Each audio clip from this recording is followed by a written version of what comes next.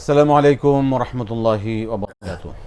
আলহামদুলিল্লাহি রাব্বিল আলামিন ওয়াসসালাতু ওয়াসসালামু আলা রাসূলিহিল কারীম ওয়া খাতামান নাবিয়্যিন নবিয়িনা মুহাম্মদ ওয়া আলা আলিহি ওয়া সাহবিহি আজমাইন। সুপ্রিয় দর্শক, পৃথিবীর যে প্রান্ত থেকে আপনারা এই মুহূর্তে এটিএন বাংলার সামনে আছেন, সকলকে স্বাগত জানাচ্ছি। এটিএন বাংলা একটি বিশেষ অনুষ্ঠান, বিশ্বনবী মুহাম্মদ রাসূলুল্লাহ সাল্লাল্লাহু আলাইহি ওয়াসাল্লামের সাথে সাহাবীদের জীবন কেমন ছিল, সাহাবাদের জীবন রাসূল সাল্লাল্লাহু আলাইহি ওয়াসাল্লামের সাথে কেমন তাদের ব্যবহার ছিল, কেমন তাদের অনুকরণ ছিল রাসূল সাল্লাল্লাহু আলাইহি ওয়াসাল্লামের প্রতি, কেমন তাদের আনুগত্য ছিল, কেমন তাদের ইবাদত ছিল, রাসূলকে তারা কিভাবে অনুকরণ করতেন, রাসূল তাদেরকে কিভাবে শিক্ষা দিতেন, তারা কিভাবে শিক্ষা নিতেন, তাদের সম্পর্ক কেমন ছিল, ব্যবহার কেমন ছিল, লেনদেন কেমন ছিল, রাসূলকে এই সার্বিক বিষয়ে ইনশাআল্লাহ আমরা আলোচনা শুনবো ধারাবাহিকভাবে। প্রথমেই আমি মহোদরাম আমাদের সাথে আজকে আলোচনায় এই অনুষ্ঠান অংশগ্রহণ করছেন আমাদের সকলের প্রিয় মানুষ, সেটি বাংলার প্রিয় ব্যক্তিত্ব শেখুল আলম শেখ প্রফেসর আনম রশিদ আহমদ মাদানী হাফিজাহুল্লাহ। আসসালামু আলাইকুম ওয়া রাহমাতুল্লাহি ওয়া বারাকাতুহু। ওয়ালাইকুম আসসালাম ওয়া রাহমাতুল্লাহ। শেখ, রাসূল সাল্লাল্লাহু আলাইহি ওয়াসাল্লামের সাথে সাহাবীদের যে চলাফেরা, যে সম্পর্কটা, ব্যবহারগুলো কেমন ছিল, স্পেসিফিক যদি আমাদের দু একটা উদাহরণ দেন একটু। আপনাকে ধন্যবাদ। আল্লাহুম্মা লাকাল হামদু হামদাশ শাকিরিন ওয়া সাল্লি ওয়া সাল্লাম আলা রাসূলিকাল আমিন ওয়া আলিহি ওয়া সাহবিহি ওয়া মান তাবি'আহুম বিইহসান ইলা ইয়াউমিদ্দিন। আমাদের এই যে ধারাবাহিক আলোচনা রাসূল সাল্লাল্লাহু আলাইহি ওয়াসাল্লামের সাথে সাহাবীগণের জীবন, আসলে এই আলোচনা তো একটা বরকতময় আলোচনা।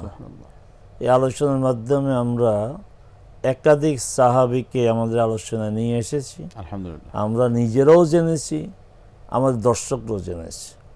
আমাদের দর্শকরা উপকৃত শুধু তাই না, কোনো সাহাবীর সম্পর্কে কথা বলতে গিয়ে আমরা সেই সাহাবীকে জানি, এই যে জানাটা এর মাধ্যমে আমরাও উপকৃত হচ্ছি। অবশ্যই আজকে আমরা সামগ্রিকভাবে কথা বলবো সাহাবে ইকরাম সম্পর্কে।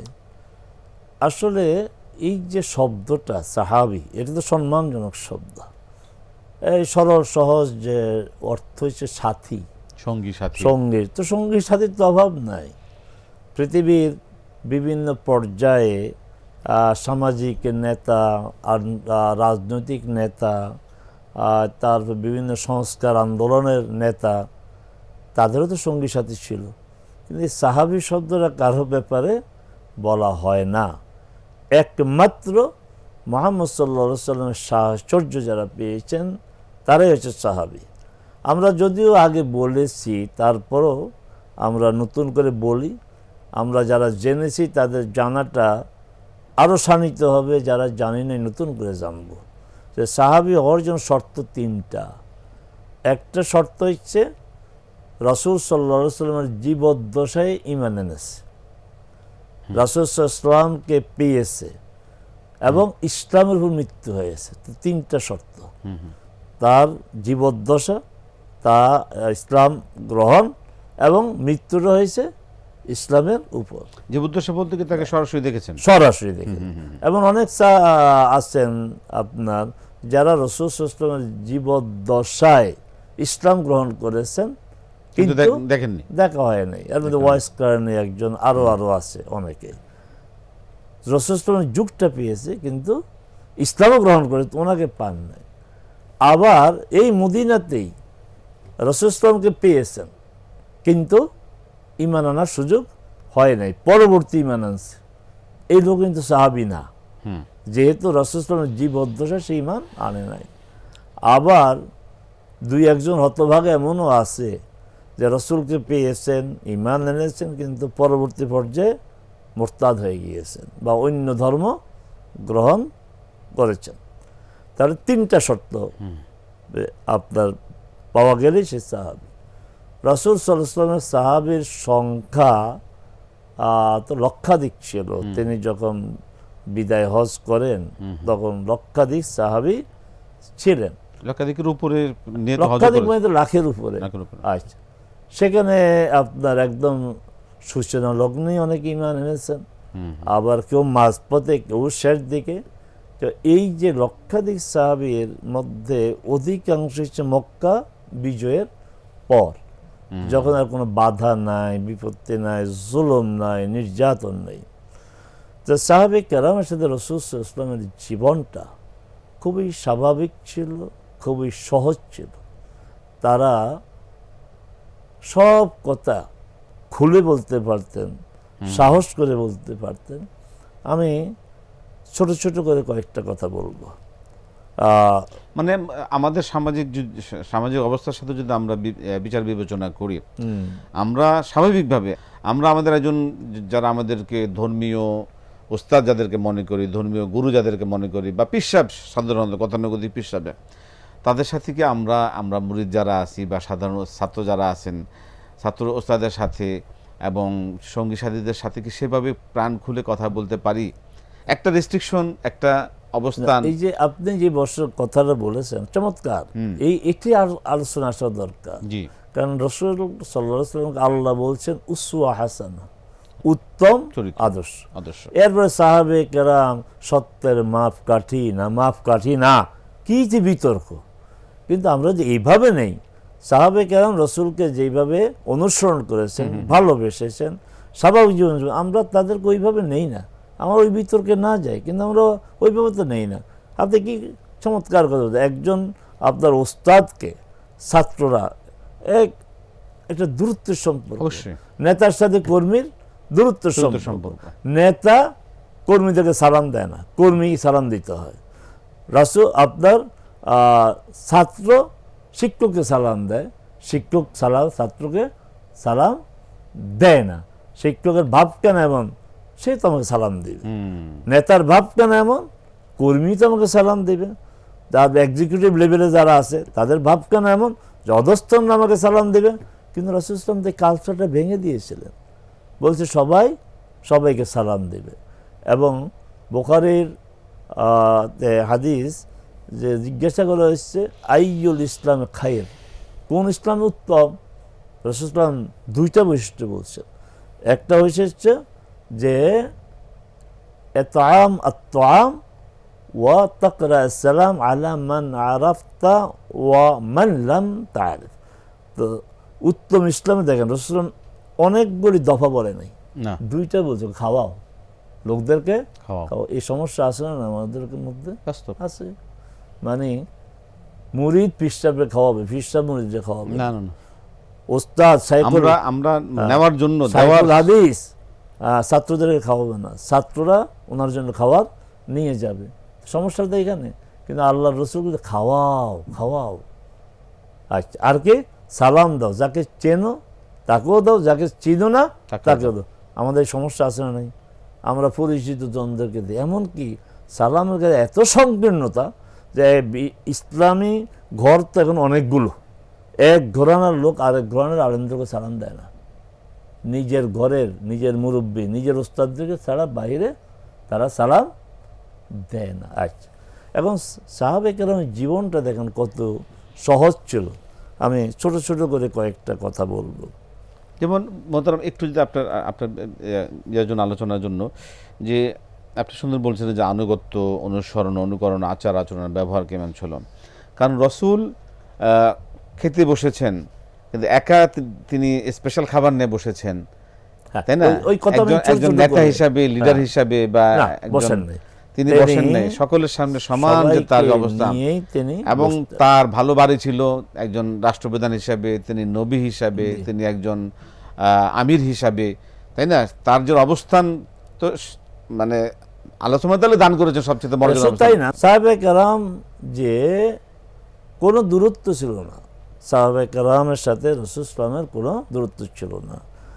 এই যে আপনি সর্বশেষ বললেন খাওয়াতে, রাসূল আলাদা কোনো খাওয়ার ব্যবস্থা ছিল না। তারপরে বলেন যে আপনার বসার ক্ষেত্রে তো এমনও আছে যে লোকজন বাইরে থেকে এসে বুঝতে পারতেন কোনটা মুহাম্মদ, কিন্তু এখন তো বোঝা যায়।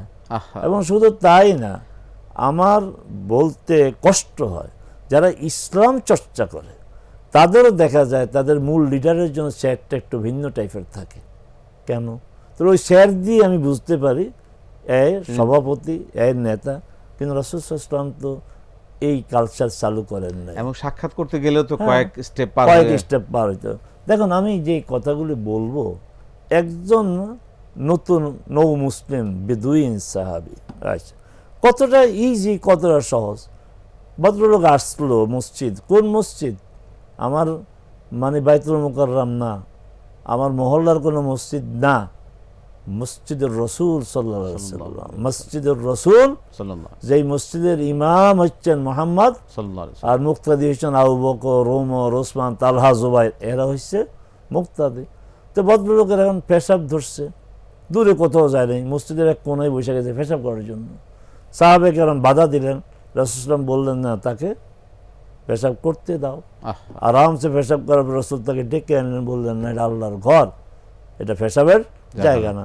এখন কত সহজ সরল। এখন সে দোয়া করতেছে, আল্লাহুম্মা রহামনি ওয়া মুহাম্মাদান ওয়ালা তারহাম মা'ানা আহাদা, যে আল্লাহ আমার উপর আর মুহাম্মদের উপর তুমি রহম করো, দয়া কর, একটার উপরে দয়া করো না। রাসূল দিলেন হেসে। তো এই রাসূল হাসলেন, জীবনে যে কয়বার দাঁত দেখে হাসলেন তার মধ্যে একটা। দেখেন কত সহজ সরল, মসজিদে পেশাব। তো ভাববে না এমন যে মোহাম্মদ আমাকে পেশাব করতে দিয়েছে, তো দোয়া তো তেই পাবে, ওরা তো আমাকে পেশাব করতে দেয় নাই, হ্যাঁ ওরা তোর জন্য দোয়া করবো কি জন্য। তো এই কত ইজি সম্পর্ক। আরেকজন এসে বললেন, আবু আইয়ুব আনসারী থেকে হাদিসগুলো সব সহিহ হাদিস, যে এক ব্যক্তি এসে বললেন, ইয়া রাসূলুল্লাহ আল্লিমনি ওয়া আউজিজ, আমাকে কিছু শিখান, আমি শিখার জন্য, তবে তো লম্বা কথা শোনার সুযোগ নেই। এই যে সাহসটা, আমি বলতে পারবো, আমার কোন তাকে বলবো যে আমাকে আপনি কিছু শিখান, তবে এত সময় দিতে পারেন, শর্টকাট বলেন। আল্লাহর রাসূলকে এই সাহস করছে যে আমাকে শিখান, তবে সংক্ষেপে, কতটা নির্ভয়ে রাসূলের মানে সংস্পর্শে আসার সুযোগ পেয়েছে। এবং এরপরে সে রাসূল আসলে সংক্ষেপে শিখেছেন, সল্লি সলাতাকা সলাতা মুআদ্দিন, যেমন আপনার ছাত্র কর্মী তেমনই শিক্ষক তেমনই লিডার। বলছে নামাজ পড়বা না, এটা একদম বিদায়ী নামাজ পড়ো, বাব্বা যে রে তোমার জীবনে তার কি লাগে বলে, আর কি লাগে, তো সংক্ষেপে শিখিয়ে দিল। তো এইভাবে দেখা যায় মুআয রাদিয়াল্লাহু আনহু রাসূল সাল্লাল্লাহু সাথে নামাজ পড়তেন, নামাজ পড়ে গিয়ে তার এলাকাকে আবার ইমামতি করতেন। দেখেন কত সহজ সরল। তো উনি লম্বা কেরাত ধরছেন, তো একজন কি করছে, ওই তিনি আর এই মানে এতটা অপেক্ষা করতে না, নামাজ ছেড়ে দিয়ে উনি আলাদা নামাজ পড়ছেন। সালাম ফিরানোর পরে সবাই বলছে এ লোক তো মুনাফেক হয়ে গেছে, না ফাঁকা ফুলান, এটা মুনাফেক হয়ে গেছে, নামাজ বাদ দিয়ে সে আলাদা নামাজ, তার ইগোতে লাগছে, সোজা রাসূলের কাছে চলে গেছে, ইয়া রাসূলুল্লাহ এই ঘটনা ঘটছে, লম্বা নামাজ ধরছে আপনার সাহাবী মুআয, আমি এই কর্মক্লান্ত, কষ্ট করি, আমার রেট, এরপরে আমি আলাদা করে নামাজ পড়ছি, আর সবাই বলছে আমি নাকি মুনাফিক হয়ে গেছে। রাসূল তার একটা কথা বলেন নেই। এই যে বলার জায়গাটা, আমাদের এই কথা বলতে আমরা গিলটি ফিলিংস এটা লুকাইতাম, সে আসল জায়গায় চলে গেছে, তা আমারও মুনাফিক বলো, ঠিক আছে আমি যাই। তা রাসূল মুআযকে ডাকছে, আফাত্তানুন আনতা ইয়া মুআয, তুমি কি ফিতনা সৃষ্টি করতে চাও? যখন নামাজ পড়বা খেয়াল রাখবা যে তোমার পিছু অফিহিম আদ-দাঈ অফিহিম আল কাবীর আপনার ওয়াস-সাগীর ওয়াদ-দাঈফ, এইভাবে ওয়াজাল হাজা, তোমার পিছনে দুর্বল লোক আছে, অসুস্থ লোক আছে, ছোট বাচ্চা আছে, আর প্রয়োজনীয় লোক আছে। এখন মনে করেন লম্বা কেরাত, কিন্তু আমার ট্রেনের টিকিট করা আছে, টাইম হয়ে যাবে, ফ্লাইট শিডিউল থাকে না, তাহলে সমস্যা না? অবশ্যই। এইভাবে তাহলে কিভাবে রাসূল হ্যান্ডেল করলেন, ওই লোকটাও কিছু বললেন না, মুআযকে ডেকে তিনি শাসিয়ে দিলেন, শাসন করে দিলেন। এইভাবে সাহাবে কেরামের সাথে রাসূলের অনেক বিষয় আছে যেগুলো আমাদেরকে জানাই প্রয়োজন, অনুসরণ করার প্রয়োজন। এবং রাসূল দেখুন চমৎকার একটি বিষয়, আপনি বলেন আপনি মাদ্রাসা ব্যাকগ্রাউন্ড, আমি মাদ্রাসা ব্যাকগ্রাউন্ড, আমাদের ছাত্ররা যখন আপনার ওমরা যায়, হজে যায়, ওস্তাদকে বলে, নেতাকে বলে, কোনোদিন কোনো ওস্তাদ বলে রে আমার জন্য দোয়া করো, নেতা বলে আমার জন্য দোয়া করে, বলেন ও কর্মী বলে নেতা আমি তো ওমরা যাচ্ছি আমার জন্য দোয়া করেন, শেখ আমি তো ওমরা যাচ্ছি দোয়া করেন। ওমর রাদিয়াল্লাহু আনহু বলছেন ইস্তাযানতু রাসূলুল্লাহ লিল উমরা, আমি উমরার জন্য অনুমতি চাইলাম। রাসূল সাল্লাল্লাহু আলাইহি ওয়াসাল্লাম বললেন যে লা তানসানা ফি দুআইক, আল্লাহু আকবার। লা তানসানা, এক বর্ণনা, আরেক দোয়া আশরিকনা ফি দুআইক, তুমি যে দোয়া করবে আমাদেরকে শরীক করে। আল্লাহ, ভাষাটা কি চমৎকার, যে তুমি যে দোয়া করবা, নিশ্চয় দোয়া করবা, কারণ দোয়ার জায়গা, তো আমাদেরকে তোমার দোয়া শরীক করবা, এক বর্ণনা। আরেক বলছে তুমি যে দোয়া করবা সেই দোয়াতে আমাদেরকে ভুলে যাইবা না। মুহাম্মদ সাল্লাল্লাহু আলাইহি ওয়াসাল্লাম দোয়া চাচ্ছেন তার কর্মীর কাছে, তার ছাত্রের কাছে, মানে সাহাবীর কাছে। আমরা কতজন ছাত্রের কাছে দোয়া চাই? রাসূল সাল্লাল্লাহু আলাইহি ওয়াসাল্লাম আনাস রাদিয়াল্লাহু আনহু বলছেন, তিনি সালাম দিচ্ছেন বাচ্চাদেরকে, মাররা বিসিবিয়ান ওয়া সাল্লাম আলাইহিম, বাচ্চারা এক জায়গা দিয়ে আসে, উনি সালাম দিলেন, তখন তার সাথে লোকরা ওনার দিকে তাকাইলেন, তো বডি ল্যাঙ্গুয়েজ তো বোঝা যায়, কিছু বলে নাই, চাপ দেয় কেন বাচ্চাদের, কিছুই বলে, কিন্তু উনি তো বুঝে গেছে। বলছে যে হাকাযা রাআইতু রাসূলুল্লাহ সাল্লাল্লাহু আলাইহি ওয়াসাল্লাম ইযা মাররা বিসিবিয়ান সাল্লাম আলাইহিম, আমি রাসূলকে এই কাজটা করতে দেখেছি। আল্লাহু আকবার। এখন আমরা হুজুররা, আমরা কি বাচ্চাদেরকে সালাম দেই? বরং বাচ্চা সালাম না দিলে আমরা কি বেয়াদব পোলাপান আজকাল, মুরব্বীদেরকে দেখলে সালাম দেয় না। তো সালাম তো দ্বিপাক্ষিক, আপনিও সালাম দিবেন।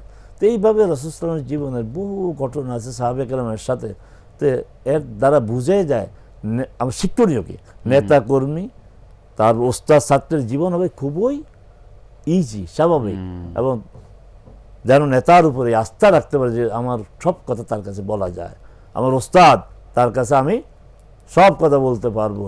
শেষ করি এইভাবে যে অনেক সাহাবী তার পারিবারিক সমস্যা নিয়েও, স্ত্রীর সাথে সমস্যা নিয়েও রাসূলের সাথে পরামর্শ করতেন, অনেক স্ত্রী স্বামীর সাথে যে সমস্যা এটা নিয়েও কথা বলতেন। আল্লাহু আকবার।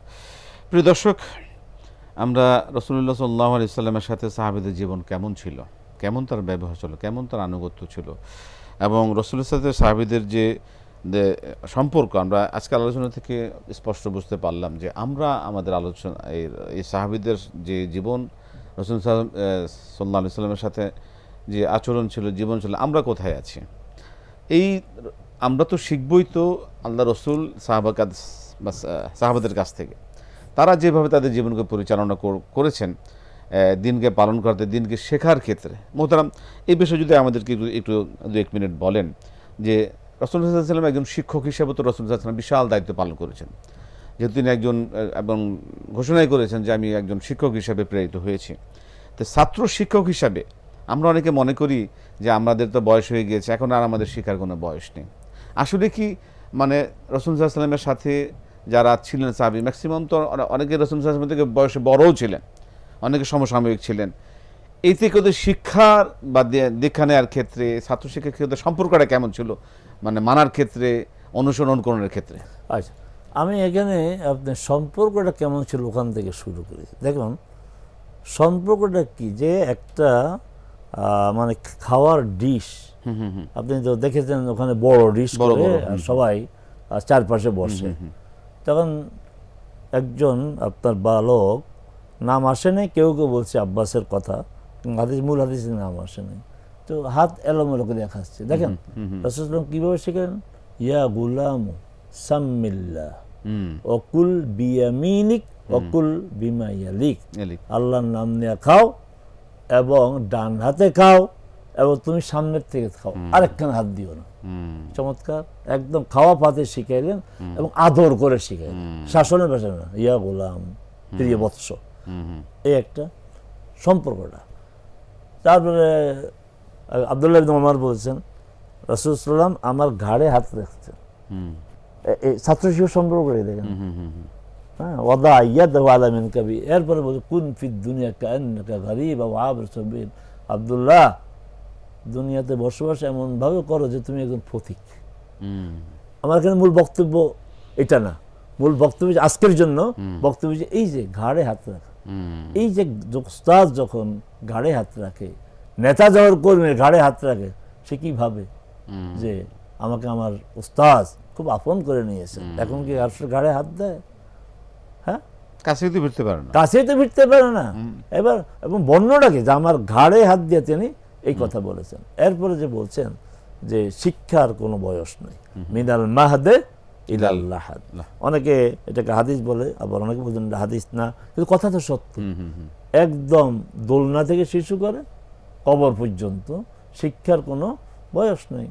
রাসূল সাল্লাল্লাহু আলাইহি ওয়াসাল্লামের সাহাবীগণ যারা শেষ দিকে ইসলাম গ্রহণ করেছে, তারা জ্ঞান চর্চা করেছে। সবচেয়ে বেশি হাদিস বর্ণনা করেছেন কে? আবু হুরায়রা। কিন্তু ইসলামের বয়সটা কি? খাইবারের যুদ্ধের পর, খাইবার হয়েছে 7ম হিজরিতে। 7, 8, 9, 10, 11 রাসূল চলে গেলেন। এই 4 বছর শিখলেন, রাসূল একদম কাছ থেকে শিখলেন, শিখে এবং বয়োজ্যেষ্ঠ সাহাবী ছিলেন, প্রায় 50 এরপরে আরেকটা প্রসিদ্ধ হাদিস মুসিউস সালাহ বলা হয়, নামাজে ভুল করছে, রাসূলের সামনে নামাজ ভুল করেছে, নামাজে পর ডাকতেন, এই আসো, তুমি তো সালাত আদায় করো না কেন? এইভাবে রুকু সেজদা করার কতক্ষণ আবার পড়ছে 3বার বলি, ইয়া রাসূলুল্লাহ আমি তো এর চেয়ে ভালো পারি না। তখন রাসূলুল্লাহ হাতে কলমে, দেখেন হাতে কলমে, তাহলে বুঝা গেল শুধু বক্তব্যের মাধ্যমে শেখানো না, হাতে কলমে। এখন যেমন অনেক ওস্তাদ বাচ্চাদেরকে নামাজ হাতে কলমে শিখায়, এটা তো সুন্নাহ, ওখান থেকে আসছে। এইভাবে দাঁড়াইতে হবে, এইভাবে আপনার রুকুতে যাইতে হবে, এইভাবে সেজদা যাইতে হবে। অতএব শিক্ষার কোনো বয়স নাই। আর শিক্ষক ছাত্রের সম্পর্কটা হবে খুবই আন্তরিক এবং বন্ধুসুলভ হইতে হবে, যেন ছাত্র সাহস করে প্রশ্ন করতে। সাহাবারা প্রশ্ন করতেন না, প্রশ্ন করতেন, রাসূল সাল্লাল্লাহু আলাইহি ওয়াসাল্লাম তাদেরকে প্রশ্ন করতেন, তাদের কাছ থেকে জবাব চাইতেন, তারা জবাব দিত। অতএব এখনও যারা মনে করে যে আমি তো ভুল করে ফেলছি, কোরআন হাদিস কোরআন সুন্নাহর কোনো জ্ঞান আমার মধ্যে নাই, কিন্তু বয়স তো হয়ে গেছে, কোনো সমস্যা নাই। একজন আলেমকে আপনি নেন না, আপনি কতভাবে কত টাকা খরচ করেন, এই বয়সে একজন আলেমের কাছে শিখেন, প্রয়োজনে অর্থ দিয়ে শিখেন, তারপরও আপনি ইসলাম সম্পর্কে জানেন। জি মোহতারাম, চমৎকার শুনলাম আপনার আলোচনা থেকে যে বিষয়টা আমাদের খুবই গুরুত্বপূর্ণ। আজকে প্রিয় দর্শক, আমরা অনুষ্ঠানের শেষ পর্যায়ে চলে এসেছি, যে রাসূল সাল্লাল্লাহু আলাইহি ওয়াসাল্লামের সাথে সাহাবায়ে কেরামের যে আচরণ, শিক্ষা দীক্ষা কীভাবে গ্রহণ করতেন, তাদের কোনো বয়সের কোনো সীমাবদ্ধতা ছিল না। শেখার ক্ষেত্রে, জানার ক্ষেত্রে তারা সবসময় রাসূল কাছ থেকে সবসময় শেখার একটা তাদের মধ্যে একটা মন মানসিকতা ছিল, এবং তারা শিখেছেন। তাদের কাছে দারিদ্রতা, সময়ের বিভিন্ন বাস্তবতা এবং তাদের ব্যস্ততা সকল কিছু ঊর্ধ্বে তারা শিক্ষাকে প্রাধান্য দিয়েছিলেন। এই বিষয়টা একদম বাস্তব আজকে আলোচনা থেকে মোহতারাম উঠে এসছে। এই শিক্ষার জন্য আমাদের সকল ক্ষেত্রে সাহাবীরা যেভাবে রাসূল সাল্লাল্লাহু আলাইহি ওয়াসাল্লাম থেকে সরাসরি শিক্ষা গ্রহণ করেছে, আমরা এখন চাইলে রাসূলকে পাওয়ার কোনো সুযোগ নেই, কিন্তু সাহাবীদের জীবনী থেকে, রাসূল সাল্লাল্লাহু আলাইহি ওয়াসাল্লামের যে সিরাত থেকে আমরা এই বিষয়গুলো জানার, মানার আমরা সুযোগ পাচ্ছি। এই বিষয়গুলো আমরা যত জানবো, এবং এই শিক্ষা দীক্ষাগুলো আমরা আমাদের প্রত্যেকের জীবনে, প্রত্যেকের ব্যক্তি জীবনে এবং ছড়িয়ে দেবে, পারিবারিক জীবনে, সামাজিক জীবনে, আমার নিজের যে অধীনস্থ যারা আছে তাদেরকে প্রত্যেকের নিজের নিজের অবস্থান থেকে দ্বীনের বিষয়গুলো তাদেরকে শেখানো, জানানো। আল্লাহ পাক সকলকে কবুল করুন। এটা আমাদের আজকের অনুষ্ঠান থেকে এটাই আমাদের সকলের প্রতি অনুরোধ থাকবে, আল্লাহ পাক সকলকে কবুল করুন। মোহতারাম, আজকে আমরা আলোচনা শেষ করছি। আপনাকে অসংখ্য ধন্যবাদ। জাযাকাল্লাহু খায়র, বারাকাল্লাহু ফীকুম। প্রিয় দর্শক, আল্লাহ সুবহানাহু ওয়া তাআলা আমাদেরকে কবুল করুন, আমরা যেন সত্যিকারভাবে রাসূলুল্লাহ সাল্লাল্লাহু আলাইহি ওয়াসাল্লামের সাথে সাহাবীরা যেভাবে শিখেছেন, জেনেছেন, মেনেছেন, আমরা যেন সেভাবে অনুকরণ করতে পারি। আল্লাহ পাক আমাদেরকে কবুল করুন। এই আশাবাদ ব্যক্ত করে, এই দোয়া চেয়ে আজকে অনুষ্ঠান থেকে বিদায় নিচ্ছি। আসসালামু আলাইকুম ওয়া রাহমাতুল্লাহি ওয়া বারাকাতুহু।